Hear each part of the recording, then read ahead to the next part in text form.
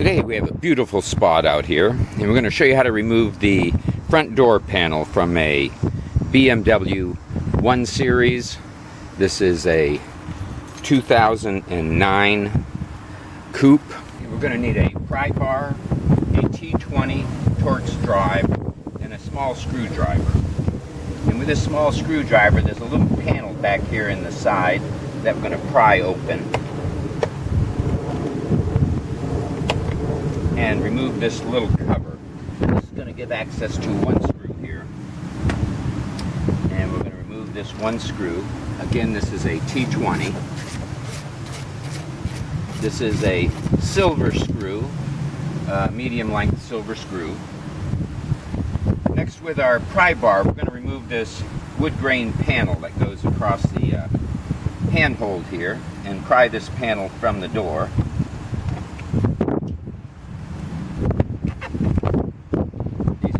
Difficult clips. They're very snug. Work away and remove this. This panel will remove. It's held on by several clips that snap in and hold it in place. And we're going to take our T20 again and remove one screw up here at the top of the opening.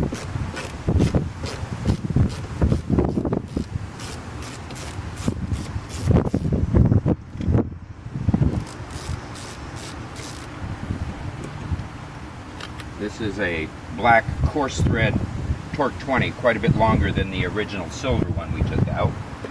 There is a second screw down here in the opening. And we're going to remove this screw as well.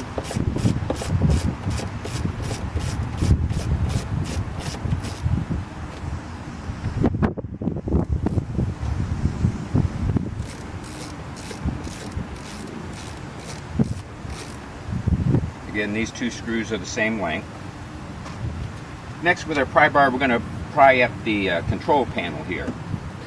There are several clips along the front edge of it and down the sides, but on the back there's a couple of clips that go back underneath the leather finish here, so you have to start at the front edge of this panel to pry this up, to release these clips. These can, again, like I said, be pretty snug clips. And we're using our plastic pry tool so that we don't damage any of the leather or the plastic here on the door. And then we'll get the front edge to pop up, and we're going to pull it forward. Again, here at the back we have two little tabs here at the back that go up underneath into little slots here, so you have to be sure to pry the front edge of this panel up first.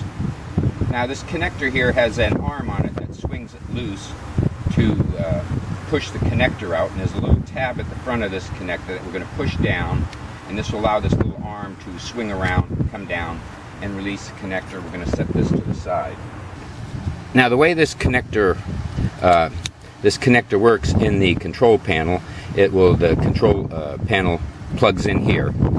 This is the arm I was talking about. There is a little tab at the top of this thing, and if we push this tab down, it'll allow you to pull this arm around. What this arm does when it comes around is pushes the connector up out of the connector. Now, in order to put this back into the control panel, this connector has to be pushed down into the opening. And when it starts going down, you're going to take this arm and pull this arm up and around, lock it back in place. It pulls the connector down in and locks it in place.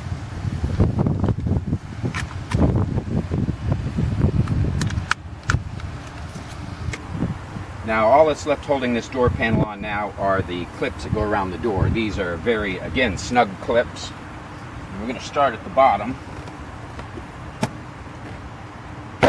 Oh boy, it doesn't sound good. Work our way around. And this will allow us to loosen the door panel, lift it back from the door and up over the door lock. Don't forget to put that back in when you're done. Now we have several connectors here. Remove the two speaker leads at the front, one for the tweeter and one for the other speaker here. And this is going to give us back access to the back of the panel. We're going to pull the control panel wire harness through, and because the cable is so long here, we're just going to set this door panel to the side